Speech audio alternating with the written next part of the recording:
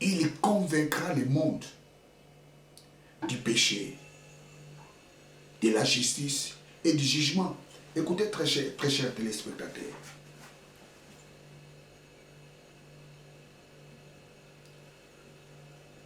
Lorsque j'étais dans le monde, c'est le Saint-Esprit qui m'a convaincu du péché, de la justice et du jugement. Et ce sont ces choses qui m'ont amené d'accepter Jésus-Christ comme Seigneur et Sauveur. Le Saint-Esprit ne convainc pas les chrétiens du péché, de la justice et du jugement. Non. Le Saint-Esprit convainc les mondes. La Bible nous dit les mondes. Ça signifie les pécheurs. Le Saint-Esprit convainc les mondes du péché, de la justice et du jugement. Praise God. Le Saint-Esprit ne convainc pas ceux qui sont en Christ du péché, de la justice et du jugement. Mais le Saint-Esprit convainc ceux qui sont dans le monde. Il est convaincu du péché, de la justice et du jugement. Vous savez, très chers téléspectateurs, c'est quoi le péché? Vous savez, plusieurs personnes, des fois, n'arrivent pas à comprendre ces choses. Le mot péché, en grec, c'est amartia. Amartia. Amartia. Amartia. Amartia. Amartia. Amartia.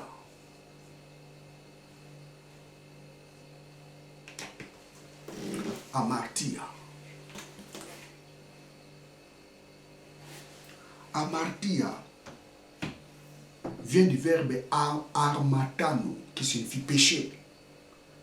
Armatano. Armatano.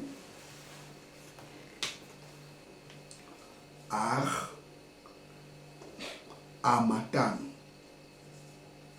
Amatano.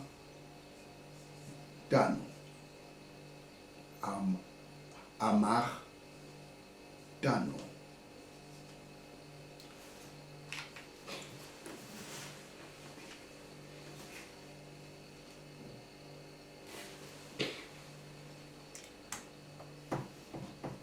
Armatano signifie manquer le but, rater son cible.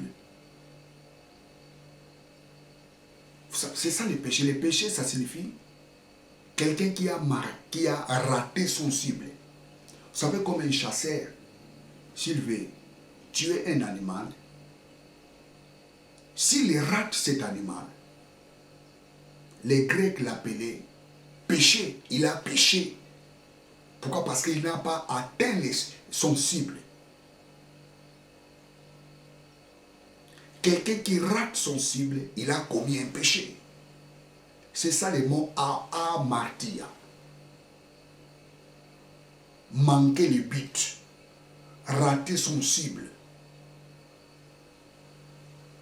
Vous savez, lorsque vous lisez la Bible, vous remarquerez, la Bible nous parle de deux sortes de péchés. Nous avons les péchés originaires et les péchés par acte. Le péché originaire est un péché de l'homme né avec. L'homme est né avec ses péchés originaires. Ça signifie l'homme a la nature pécheresse.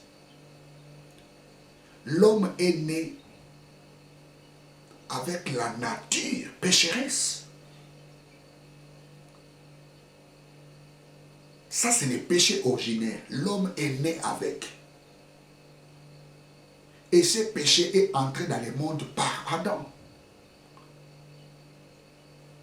Romains chapitre 5, verset 12. C'est par Adam le péché était entré dans le monde. Amartia. Et c'est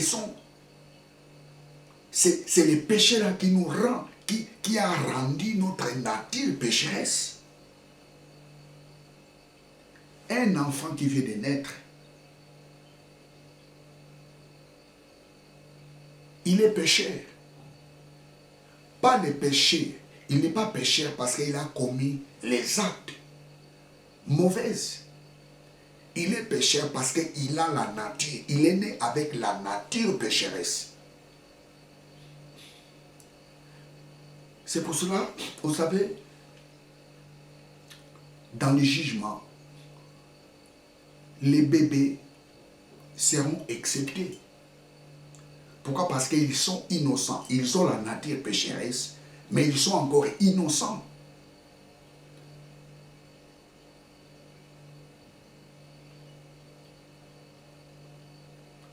Un bébé est né avec la nature pécheresse. Les jours du jugement, ils seront exceptés parce qu'ils sont encore innocents. Ils n'ont pas encore commis les actes de pécheurs.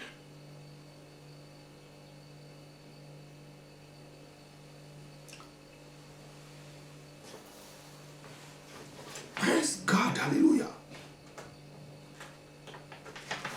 Et les péchés par acte, en grec, on appelle anomia. Anomia. 1 Jean 3, 4. Anomia. Jésus-Christ n'était pas mort à cause du péché que nous commettons. Non. Jésus-Christ était mort à cause de notre nature pécheresse. Parce que c'est cette nature qui nous pousse de commettre les péchés. La nature pécheresse qui est en nous, qui nous pousse, qui pousse à l'homme de commettre les péchés. Et Jésus-Christ était mort à cause de cette nature pécheresse. Il a pris notre place, il a pris notre nature pécheresse.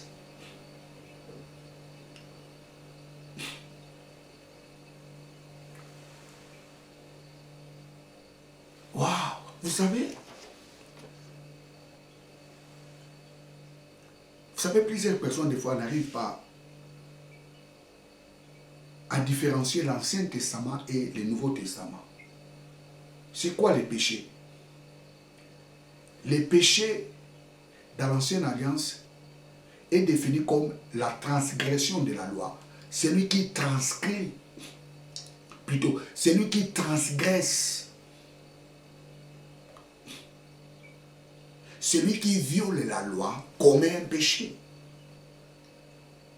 Mais dans la Nouvelle Alliance, tout ce que j'ai fait qui n'est pas le produit de ma conviction devient péché. Parce que nous ne sommes pas au temps de la loi. Le péché, c'est la transgression de la loi. Ça, c'était dans l'Ancienne Alliance. Dans la Nouvelle Alliance, nous ne sommes pas au temps de la loi. Nous sommes au temps de la grâce. Donc, au temps de la grâce, tout ce que j'ai fait qui n'est pas le produit de la conviction devient péché. Lisons Romains chapitre 14, verset 23. Romains 14, 23. Romains 14, 23. Romains 14, 23.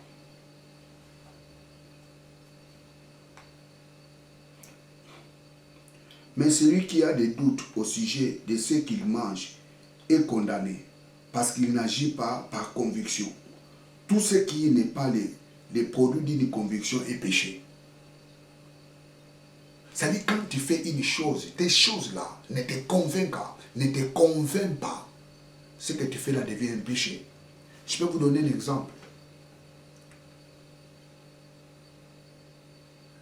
Quelqu'un te demande de l'argent. Tu sens qu'il faut donner à la personne, mais tu dis que je le donne. Tu sens vraiment qu'il faut le donner. Tu sens vraiment qu'il faut que je donne à cette personne l'argent. Si tu ne le fais pas, tu as commis un péché. Mais une autre personne, quelqu'un lui demande de l'argent, il ne sent rien, il voit qu'il ne peut pas donner. Cette personne-là n'a pas commis un péché parce qu'il n'est pas convaincu de donner à la personne. Mais toi qui es convaincu qu'il faut donner à la personne, mais qui refuse de lui donner, tu commets un péché. L'apôtre Paul dit ici quoi? Romains 14, 23. Mais celui qui a des doutes au sujet de ce qu'il mange est condamné parce qu'il agit par conviction. Il faut faire des choses par conviction.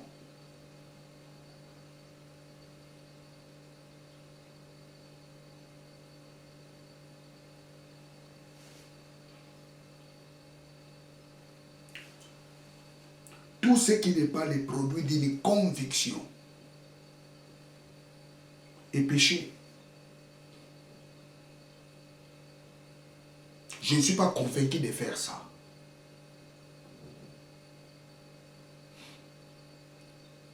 Tu n'es pas convaincu de faire ça, tu fais ça, tu commets un péché. Tu n'es pas convaincu de donner à la personne, mais tu lui donnes. Tu commets un péché. Tu n'es pas convaincu de faire ça, tu fais, tu commets un péché. Ça, c'est dans la nouvelle alliance. Parce que nous ne sommes pas au temps de la loi. Dans la nouvelle alliance, le péché n'est pas défini comme quelqu'un qui transgresse la loi. Nous ne sommes pas au temps de la loi, nous sommes au temps de la grâce. Au temps de la grâce, tout ce que tu fais, qui n'est pas le fruit de ta conviction, devient un péché. Donc il faut faire les choses dont tu es convaincu de les faire.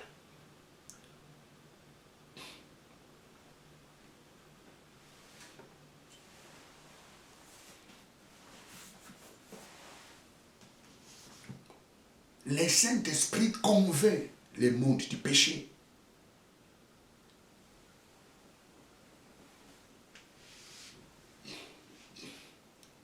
Le Saint-Esprit convainc le monde de la justice. Quelle justice? C'est la justice de Dieu. Vous savez, très chers téléspectateurs, un jour, il y aura la justice de Dieu. Vous pouvez faire tout ce que vous voulez, en cachette. Parce que tu es dans la position de force. Parce que tu as des relations.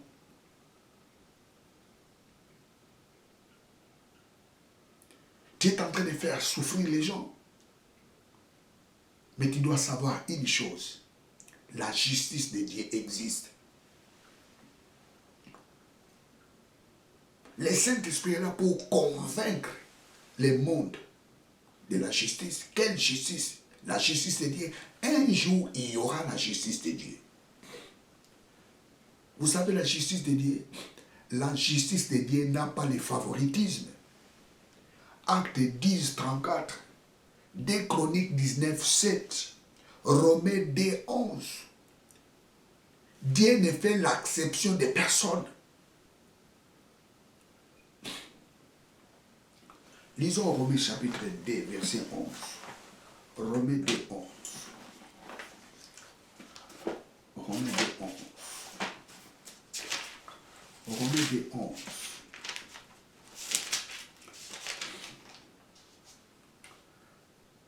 Car devant Dieu, il n'y a point d'acception de personne. La justice de Dieu n'a pas le favoritisme. Oh non, moi je suis européen. Oh moi je suis africain. Moi je suis asiatique.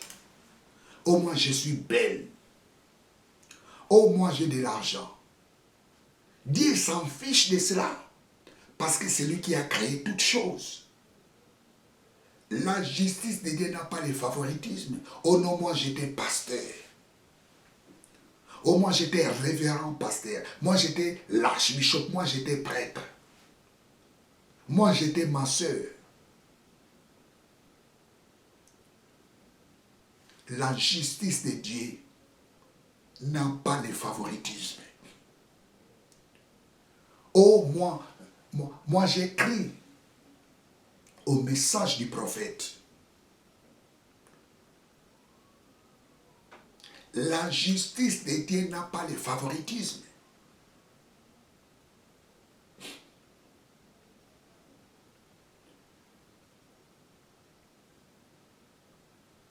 Dieu condamnera ceux qui seront condamnés. Dieu justifiera ceux qui seront justifiés. Il n'y aura pas de favoritisme. Écoutez, très chers téléspectateurs. Tu dois savoir cela.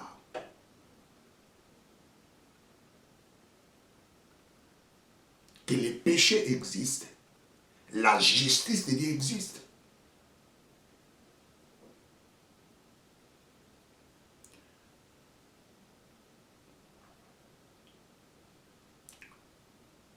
Tu dois savoir ces choses. Jésus-Christ était mort pour nos péchés.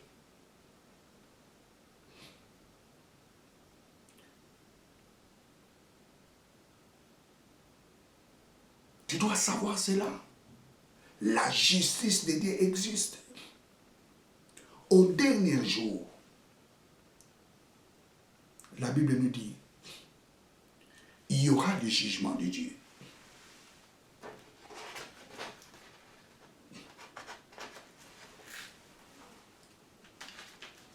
Il y aura le jugement de Dieu. Praise God, alléluia.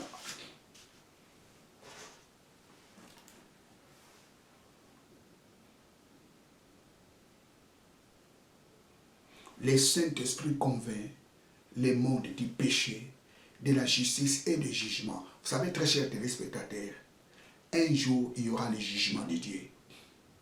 Dieu jugera tous les hommes. Et le Saint-Esprit est là pour convaincre le monde. Et attention, il y a les péchés.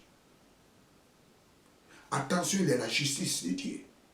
Attention, les jugements viennent. Les jugements viennent. Oh non, vos trucs là n'existent pas, les jugements On en a marre d'écouter ce genre de choses, des jugements, des jugements. Les jugements n'existent pas. L'enfer n'existe pas. Le paradis n'existe pas. L'homme est le fruit de l'évolution. Et détrompe-toi, très cher ami. Dieu existe. Les péchés existent. La justice de Dieu existe. Et les jugements de Dieu existent. Et c'est le temps pour vous de commencer à se préparer. Parce que tout homme sera jugé. La Bible dit dans le livre d'Ecclésiaste, jeune homme, réjouis-toi pendant toute ta jeunesse. Sache-le, un jour, tu seras jugé. La seule façon l'homme peut échapper du jugement de Dieu, c'est d'accepter Jésus-Christ comme son Seigneur et son Sauveur. Celui qui accepte Jésus-Christ comme son Seigneur et son Sauveur échappe du jugement de Dieu. Parce que Jésus-Christ était mort à notre place. Jésus-Christ n'était pas mort pour les hommes du bien. Jésus-Christ est mort pour sauver l'humanité entière. C'est-à-dire, celui qui accepte Jésus-Christ ne sera pas jugé. Et il passe directement de la mort à la vie. Les chrétiens ne passeront pas au jugement. Les chrétiens ne passeront pas au jugement. Parce qu'ils ont accepté Jésus-Christ. Jésus-Christ était jugé à leur place. La Bible dit, les salaires du péché, c'est la mort. Et Christ a eu ses salaires à notre place. Et il nous a justifiés par sa résurrection. C'est-à-dire, celui qui accepte Jésus-Christ est d'office sauvé. Le Saint-Esprit est là pour convaincre le monde du péché, de la justice et du jugement. Un jour, il y aura le jugement. La Bible dit dans l'Épître aux Romains, Dieu jugera les choses secrètes de l'homme. Ce que l'homme fait en cachette, vous savez, il y a des gens qui sont des hypocrites. Ils font des choses horribles en cachette. Mais la Bible dit Dieu jugera les choses secrètes de l'homme. Des choses que l'homme fait dans l'ombre. Dieu jugera. Dieu nous jugera à travers ces choses. Vous savez, très chers téléspectateurs, je vous prêche la parole de Dieu. Oui, c'est bien. Dieu ne jugera pas. Dieu ne jugera pas seulement la façon dont je prêche la parole de Dieu. Dieu me jugera aussi la façon dont j'agis en dehors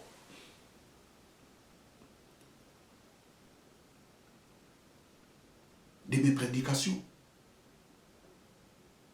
Vous savez, l'apparence de l'homme est teintée de l'hypocrisie.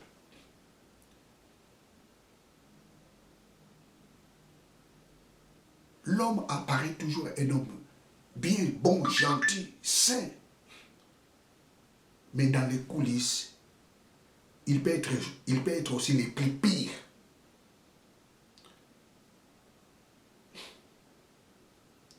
Praise God. Le Saint-Esprit convainc l'homme du péché. Il convainc le monde du péché. Le péché existe, la justice de Dieu existe et le jugement de Dieu existe. Le Saint-Esprit est là pour convaincre le monde de venir en Jésus-Christ. Parce qu'un jour, il y aura le jugement de Dieu. Il y aura le jugement de Dieu. Bien, très chers téléspectateurs, je suis à la fin de ma prédication. Le Saint-Esprit est ton associé. Il est notre associé. Je continuerai ce message prochainement. Il est notre associé. Nous travaillons avec lui. Le Saint-Esprit ne convainc pas les chrétiens du péché, de la justice et du jugement, non. Le Saint-Esprit convainc ceux qui sont dans le monde du péché, de la justice et du jugement pour que ces gens viennent en Christ.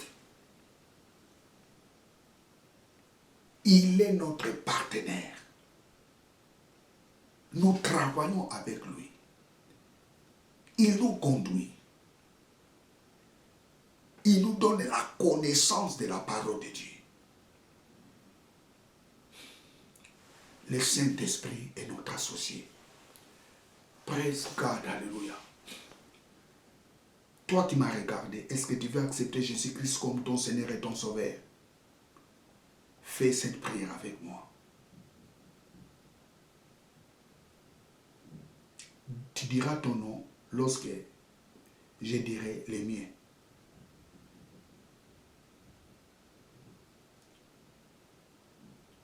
Tu répéteras tout ce que je dirai. C'est-à-dire vous allez reprendre toutes les paroles que je dirai. Lorsque je dirai mon nom, toi tu diras les tiens. Tu vas accepter Jésus-Christ comme ton Seigneur et ton Sauveur. Fais cette prière avec moi. Éternel Dieu,